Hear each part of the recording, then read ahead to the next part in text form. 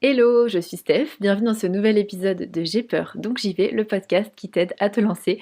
Aujourd'hui, on va parler de temps. Alors pas du temps qui fait dehors, même si on pourrait en parler pendant longtemps, mais du temps qui passe et qui souvent passe beaucoup trop vite. Moi, c'est un des gros problèmes de ma vie, c'est que j'ai toujours cette impression de manquer de temps, que j'aurai jamais assez d'une vie pour faire tout ce que j'ai envie de faire, d'avoir toujours plein d'idées, plein de projets, plein d'aventures à vivre et de me dire mais comment je vais faire pour faire tout ça? Et même au quotidien en fait c'est quelque chose d'un peu frustrant parce que ça arrive que je regarde ma to-do list et je me dis mais je vais jamais y arriver en fait. Et c'est une grosse source de stress, c'est une grosse source de frustration, de cette impression en fait d'avoir les journées qui passent beaucoup trop vite, de sentir régulièrement débordée aussi. Et si je vous en parle aujourd'hui, c'est parce que justement, cette impression de manquer de temps, elle peut être vraiment limitante, elle peut vraiment nous freiner pour nous lancer, parce que on se dit, ben voilà, j'ai très très envie de faire ci ou de commencer ce nouveau projet, mais je peux pas parce que j'ai pas le temps. Je peux pas parce que j'ai déjà un emploi du temps super chargé, que voilà, si je veux pouvoir faire tout ce que j'ai à faire, concilier travail, amis, mes loisirs, les autres projets que j'ai, bah je peux pas en fait parce que j'ai pas le temps, tout simplement. Et le danger de ça, et je parle vraiment en connaissance de cause, c'est que quand on a l'impression de souvent être débordé, de pas avoir le temps, déjà ça crée de la frustration et aussi ça crée une vision à court terme. C'est-à-dire qu'on va regarder ce qu'on a à faire dans la semaine, ce qu'on a à faire ce mois-ci à la limite, mais on va toujours être un peu dans un rush, un peu dans un stress, et on va avoir du mal à prendre une vision un peu plus large, un peu plus éloignée sur l'ensemble de notre vie et ce qu'on veut accomplir, parce que finalement, quand on a des projets de vie un peu plus long terme, ben finalement, on les délaisse parce que ça demande du temps chaque jour qu'on a l'impression de ne pas avoir. Et puis surtout quand on a un rêve, un objectif qui est souvent immense. Alors je prends toujours cet exemple, mais par exemple, si vous avez envie d'écrire un livre, c'est une tâche qui paraît, enfin, un travail de fou, et c'est vrai, ça l'est. Mais du coup, quand on n'a pas le temps, quand on est débordé, quand on est vraiment pris dans la routine, dans le quotidien, et ben on se dit: «Je vais attendre d'avoir le temps de faire ça parce que là, c'est pas le moment»,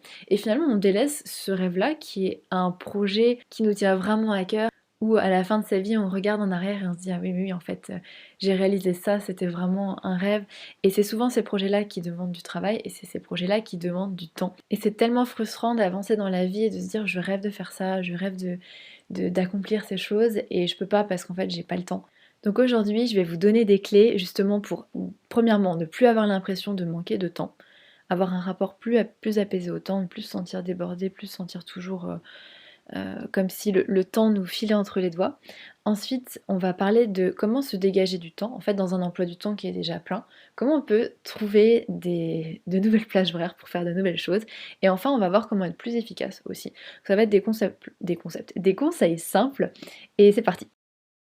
Je pense vraiment que cette impression de manquer de temps, de toujours être débordé, de pas aller assez vite, c'est vraiment un mal de notre siècle parce que, avec notamment les nouvelles technologies, tout va toujours très vite, on est toujours dans la productivité, on est toujours dans aller vite et tout va vite et nous, en fait, on n'est souvent pas capable de suivre parce qu'on n'est pas des machines et au fond, on se traite comme des machines, on aimerait aller aussi vite mais c'est et en plus de ça, il y a souvent la tentation de vouloir tout faire parce qu'on est exposé à 10 000 possibilités, 10 000 événements, 10 000 activités différentes, des quantités astronomiques de choses qu'on peut faire, lire, regarder, et on peut pas tout faire, mais on aimerait parce il y a déjà en plus, vous savez, cette fameuse fear of missing out, donc cette peur de louper quelque chose. Le risque, c'est de vouloir tout faire et de profiter de rien. Et l'impression de manquer de temps, elle est très très liée à ça. Elle est liée à tout ce qu'on voudrait faire, tout ce qu'on a l'impression qu'on devrait faire pour réussir, pour avoir une vie chouette, et qu'en fait on n'a pas le temps de faire parce qu'on est des humains et que on est aussi fatigué, on a des périodes, il se passe plein de choses, on a des besoins en fait qui parfois sont très différents de ce qu'on voudrait et on s'écoute pas. Donc la première chose à faire, le premier conseil que j'ai envie de vous partager et qui m'a servi mais énormément, c'est d'analyser comment on dépense notre temps. Je lisais un super chouette bouquin de Laura Vanderkam et dedans en fait elle parlait d'une étude qu'elle avait menée et l'une des conclusions c'était que les gens qui ont une vision claire de leur emploi du temps, de ce à quoi ils passent leur temps, ont beaucoup moins l'impression d'en manquer. Et ça, c'est crucial parce que être maître de son temps, c'est aussi savoir à quoi on le dépense et le dépenser de manière consciente. Et par exemple, un truc qui nous débranche complètement, qui nous déconnecte complètement de cette relation qu'on a avec notre temps, c'est les réseaux sociaux notamment, où il y a parfois, enfin vous savez à quel point le temps peut passer vite en 2 secondes, on se dit: «Ah je vais checker Instagram, allez 2 minutes» et en fait on se retrouve sur Insta pendant 20 minutes. Et c'est super intéressant de checker, sur votre téléphone sur quelles applis vous passez plus de temps et combien de temps. Et souvent c'est hyper surprenant de voir les chiffres parce qu'on se rend pas compte qu'on passe autant de temps par jour.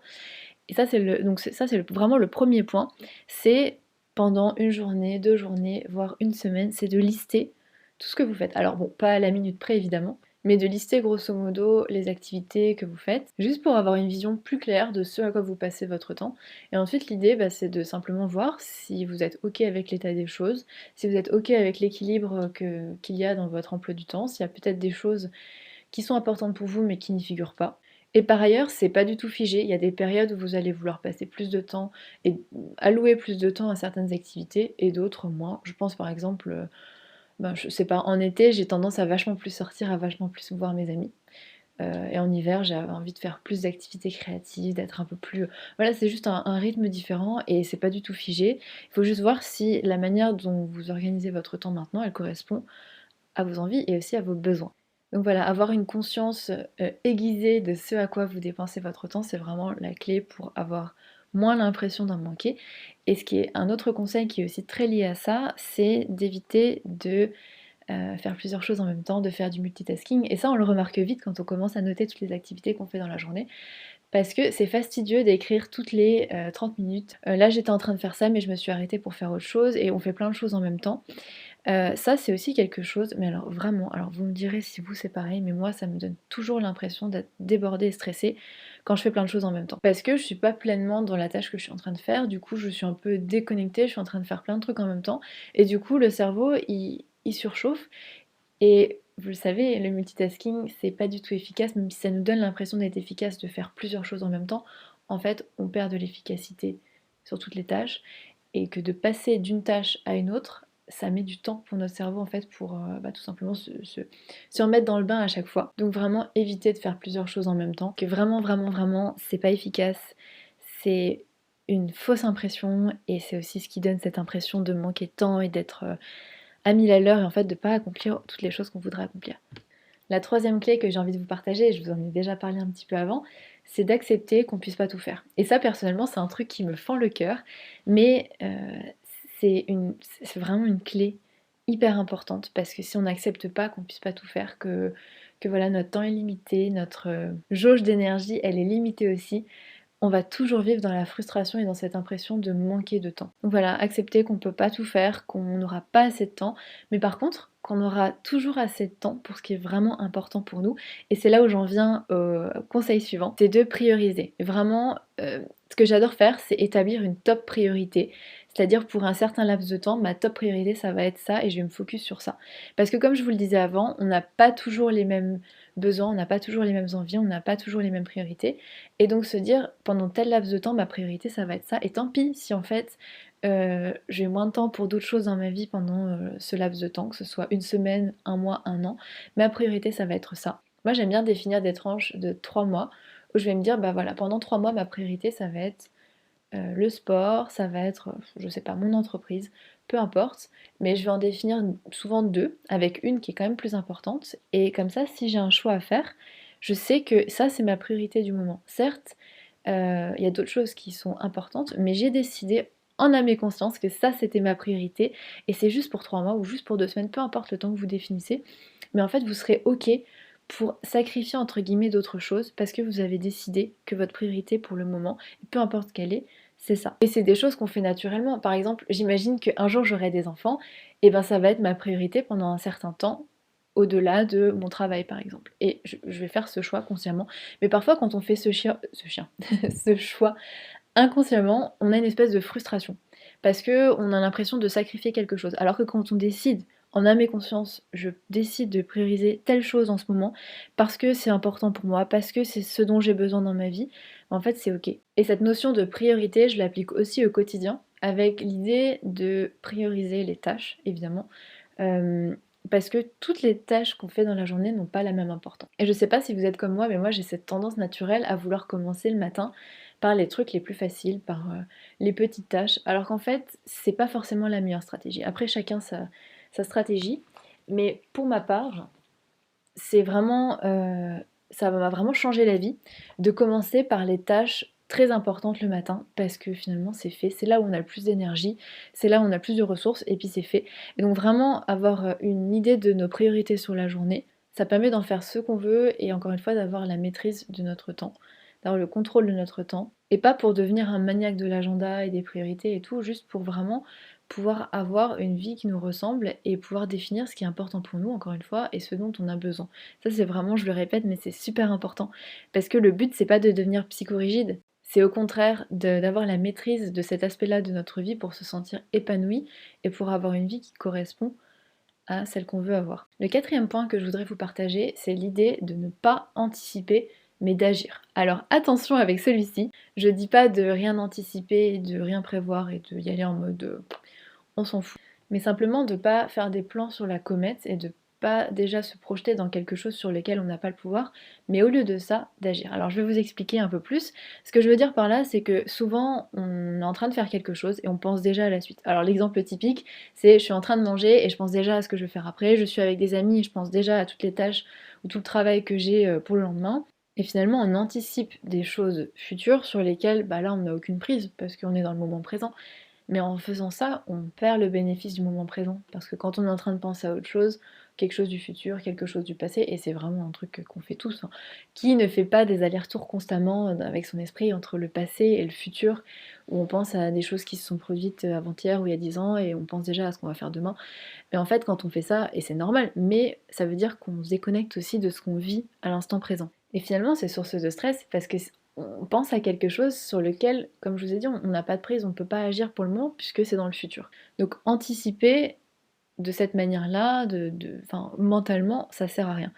Par contre, ce que je vais vous proposer à la place, c'est d'agir. C'est de commencer à agir dès maintenant en planifiant ou en se préparant par exemple. Ça peut être de planifier déjà un moment dans notre calendrier pour y penser, pour le faire. Parce que ça aussi, parfois on se dit oh faut que je fasse ça, faut que je fasse ça, et on y pense en boucle, mais simplement on s'arrête, on ouvre l'agenda et on le marque dedans et c'est bon en fait, ça peut sortir de l'esprit, on sait quand on va le faire, on n'a plus besoin de se torturer avec et il y a d'autres choses où on peut pareil, au-delà de les planifier, on peut les préparer déjà d'avance au maximum. S'il y a quelque chose qui tourne en boucle à propos du futur dans notre esprit sur lequel on n'a pas le contrôle, il faut soit le préparer, soit le planifier, c'est hyper important parce que ça permet d'une part de se rassurer et puis de pouvoir se reconnecter à l'instant présent.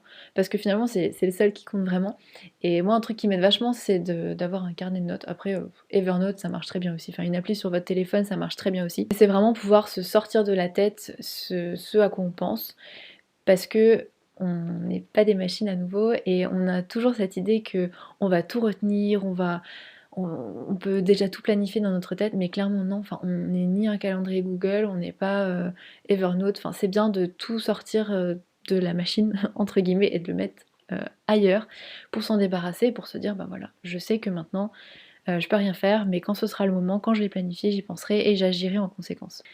Maintenant, j'ai envie de vous parler de l'idée de se créer du temps. Alors, je sais qu'on ne peut pas créer du temps, qu'il y a 24 heures dans une journée, mais on peut quand même, entre guillemets, se créer du temps par rapport à ce qu'on a déjà.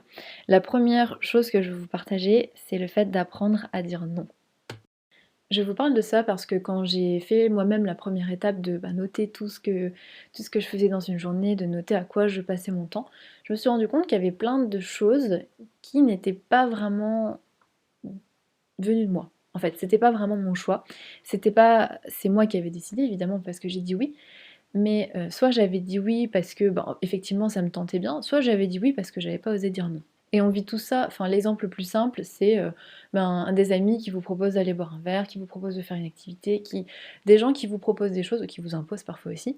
Et voilà, vous dites oui, ça venait pas vraiment de vous. Et personnellement, quand je dis oui, c'est souvent que j'ai envie. Mais parfois, je me rends compte à la fin de la semaine que les trucs qui étaient vraiment importants pour moi sur le long terme, mes objectifs long terme, ils n'ont pas eu leur place là-dedans. Et que peut-être j'aurais pu dire non à certaines choses, juste pour faire un peu de place pour moi et pour les choses qui étaient importantes pour moi. Ça veut pas dire que j'ai pas aimé ces moments, ces sorties, ces choses qu'on m'a proposées. Au contraire, j'ai adoré. Mais parfois, c'était juste. Il n'y a pas eu d'équilibre en fait entre ce que j'avais envie et ce pourquoi j'ai dit oui. Et il y a d'autres cas où on dit oui pour faire plaisir. Et là, c'est encore pire parce que ça veut dire qu'on laisse aux autres le contrôle de notre emploi du temps. Et je pense à certaines personnes à qui on a du mal à dire non parce que on a peur de les vexer, parce qu'on a envie de leur faire plaisir. Mais au fond, on se dessert nous. Au fond, quand on est incapable de dire non à une proposition, quand on est incapable de dire non à quelque chose et qu'on laisse finalement quelqu'un d'autre choisir ce qu'on va faire de notre temps, on laisse à cette personne, on laisse à ces personnes le loisir de disposer de notre temps, le loisir de définir nos priorités. Et il y a un truc que j'aimerais vraiment vous dire, c'est que vous avez toujours le choix de dire non. Toujours le choix. Et que si la personne se vexe, si la personne le prend mal, c'est pas normal en fait. C'est pas vous l'égoïste. Faut bien se dire un truc, c'est que chaque personne sur Terre, pense à elle en priorité et que tout ce qu'on fait, c'est pour nous. Et ça paraît horrible et cynique, mais honnêtement, c'est vrai. Souvent, quand on est généreux, quand on aide quelqu'un, c'est aussi parce que ça nous fait nous sentir bien à propos de nous. Il n'y a jamais de véritable altruisme. Franchement, enfin, moi personnellement, j'y crois pas, vous me direz ce que vous en pensez. Mais n'oubliez pas qu'on fait toujours les choses pour nous. Et donc, si quelqu'un pense que vous êtes égoïste parce que vous faites un choix pour vous, en fait, c'est elle qui est égoïste. C'est elle qui veut que vous la fassiez passer avant vous. Et personne, mais vraiment personne ne devrait vous en vouloir parce que vous avez dit non. Parce que finalement, dire non, c'est aussi se respecter, c'est aussi faire les choses pour soi. Je pourrais faire tout un podcast sur le fait de dire non. D'ailleurs, j'en avais fait un mail de l'élan. Je vous en reparlerai à la fin de l'élan, c'est la newsletter. Bref, on va passer au point suivant qui est de déléguer un max de trucs ou d'automatiser. C'est tout bête, mais souvent il faut être un peu créatif, mais il y a toujours des moyens de déléguer ou de diminuer le temps consacré à certaines tâches qui sont pas top. La première qui me vient en tête, c'est le ménage, mais ça peut être n'importe quoi. Il existe plein de choses maintenant pour réduire le temps qu'on passe à faire des choses qu'on n'a pas envie de faire. Et c'est top parce que ça vous laisse plus de temps pour faire les choses où vous êtes bon et que vous kiffez. Ensuite, je voulais aussi vous inviter à faire des pauses. Parce que souvent, quand on se sent débordé, quand on a l'impression d'être submergé par plein de choses et qu'on n'a pas le temps, on s'autorise pas des pauses parce que c'est une perte de temps. C'est comme l'idée de grappiller sur du temps de sommeil parce qu'on n'a pas le temps. Vous le savez, grave erreur, mais on le fait quand même. Enfin moi perso, je sais que c'est pas bien, mais j'ai tendance à le faire. Il faut vraiment se forcer à faire des pauses parce que moins on fait de pauses et plus on a l'impression qu'on manque de temps. Si on a l'impression de manquer de temps, c'est là où il faut vraiment faire une pause. C'est là où on a vraiment besoin de cette pause-là. Un autre conseil que je voudrais vous partager, et vous savez que c'est souvent ce que je dis dans ce podcast, c'est de ne pas trop se demander comment faire les choses, mais de commencer à les faire. Parce que souvent on peut être vachement dans on processe dans notre tête les choses, mais si on commence à agir maintenant, c'est déjà du temps de gagner aussi. Donc c'est un super moyen de gagner du temps. Et là, je vous renvoie à l'épisode de podcast Se lancer avant d'être prêt. Je crois que c'était le 2, 3, je sais plus. Bref, je vous renvoie à cet épisode où j'explique un peu plus en détail pourquoi je pense qu'il faut se lancer avant d'être prêt. Maintenant, pour terminer, j'aimerais vous parler d'efficacité et de comment gagner en efficacité. Parce que clairement, pourquoi passer 4 heures sur une tâche quand on peut en passer 2 et profiter des 2 autres ou faire quelque chose d'autre? C'est hyper important d'avoir cette idée d'efficacité parce que finalement, le temps qu'on passe à faire quelque chose ou le stress qu'on ressent en faisant quelque chose ou à l'idée de faire quelque chose, ça veut rien dire sur notre efficacité, ça veut rien dire sur notre travail. Ce qui montre notre efficacité, c'est le résultat. Donc clairement, passer 10 heures alors qu'on aurait pu en passer 5, ça sert à rien. Perso, ce qui m'a vraiment aidé à gagner en efficacité, c'est de commencer par la tâche la plus difficile en premier, c'est ce que je vous disais un peu avant. C'est vraiment de faire la plus importante en premier quand on est encore frais, quand on est encore plein d'énergie. Ensuite, et je vous en ai déjà parlé également, c'est de ne pas faire plusieurs choses en même temps. C'est d'éviter au max le multitasking. Et je sais que c'est difficile, mais en fait, déjà en être conscient et se dire, oh là, en fait là j'étais pas partie du tout pour faire ça, j'étais en train de faire ça et je dévie complètement de la tâche et je fais plein de choses en même temps. D'en prendre conscience et de se forcer à revenir, se refocus, c'est top aussi. Et quelque chose qui m'aide pas mal et que j'ai envie de vous partager, c'est d'arrêter de vouloir optimiser certaines choses. Et je sais qu'il y a... Alors c'est quelque chose que j'ai conseillé d'ailleurs dans le passé et que j'ai beaucoup fait, c'est d'essayer de faire plusieurs choses en même temps, par exemple de faire du sport, d'écouter un podcast et je sais pas, enfin faire plusieurs choses en même temps pour optimiser un max son temps. Et clairement, quand on est une personne stressée, quand on a l'impression de manquer de temps, en fait ça c'est encore pire. Parce qu'on en veut toujours plus. Et clairement, quand on a l'impression de manquer de temps, ce qu'il faut faire, c'est faire moins de choses et ralentir. Alors je sais que ça paraît complètement à l'opposé de ce que vous pensiez que j'allais dire. Bref, l'idée c'est de faire une tâche à la fois et de la faire jusqu'au bout, de la terminer. Et pour ça, ce qui est super important, et c'est le point suivant, c'est de se fixer des petits objectifs qu'on puisse cocher. Par exemple, au lieu d'écrire avancer sur mon projet d'expatriation, qui est un truc vague, ou enfin je sais pas vraiment avancer comment quoi, enfin c'est difficilement mesurable, c'est de fixer des objectifs, des petits objectifs qui soient mesurables. Par exemple, je peux écrire qu'aujourd'hui je veux checker les différentes assurances, je veux souscrire à une assurance, je veux regarder les billets d'avion, enfin peu importe, mais des choses où on sait vraiment si c'est fini ou pas fini, si c'est avancé ou pas. Et ensuite, on peut avoir le plaisir de cocher et de mettre done. Un autre conseil pour gagner en efficacité, c'est d'éliminer la procrastination active. Alors, la procrastination active, grand sujet. Perso, je suis la spécialiste, enfin, je vous l'ai dit, ce podcast, en vrai, c'est vraiment des choses dont moi j'ai eu besoin et que j'ai toujours besoin aujourd'hui et j'espère qu'il vous sera aussi utile d'ailleurs et que ces conseils vous serviront. En tout cas, sur la procrastination active, bah, en fait, c'est toutes les petites tâches qui remplissent notre journée et qui nous donnent l'impression qu'on a fait quelque chose, mais en vrai, non.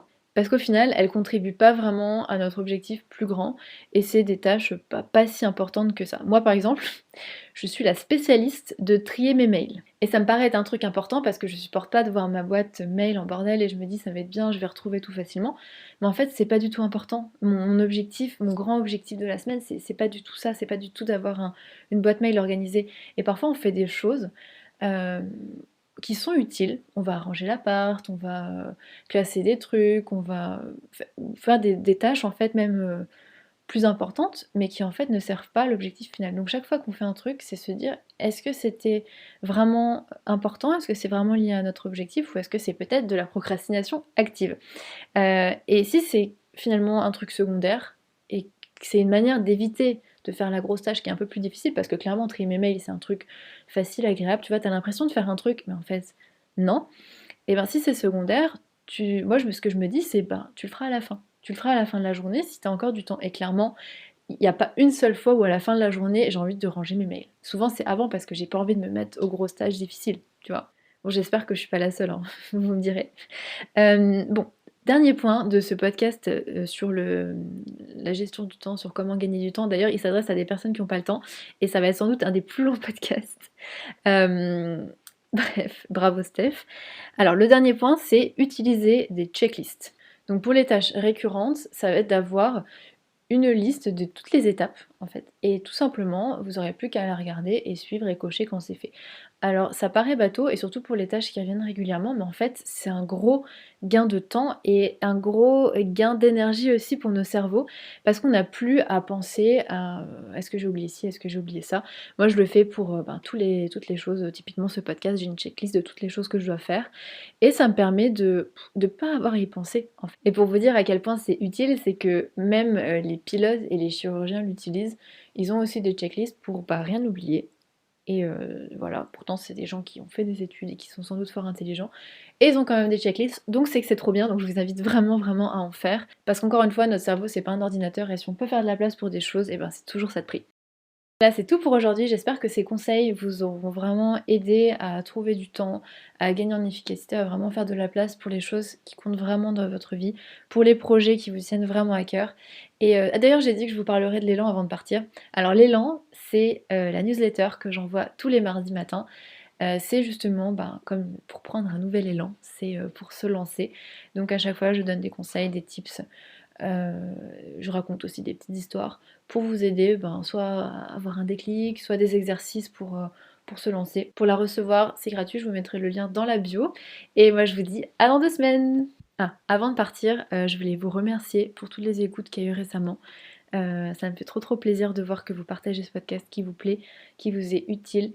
Et j'ai vu que tous les autres podcasts le faisaient, alors je vais le faire aussi. Si vous pouvez me mettre 5 étoiles sur Apple Podcast, ce serait très cool. Non, en vrai, en vrai c'est vrai que c'est top pour le référencement. Ça aide le podcast en fait à avoir plus de visibilité. Et moi je kiffe trop le faire, donc ça serait cool qu'encore plus de gens puissent le connaître et qu'on puisse partager ça ensemble, c'est trop cool. Bref, on se voit mardi dans le mail de l'élan ou dans 2 semaines dans le podcast. À bientôt, ciao!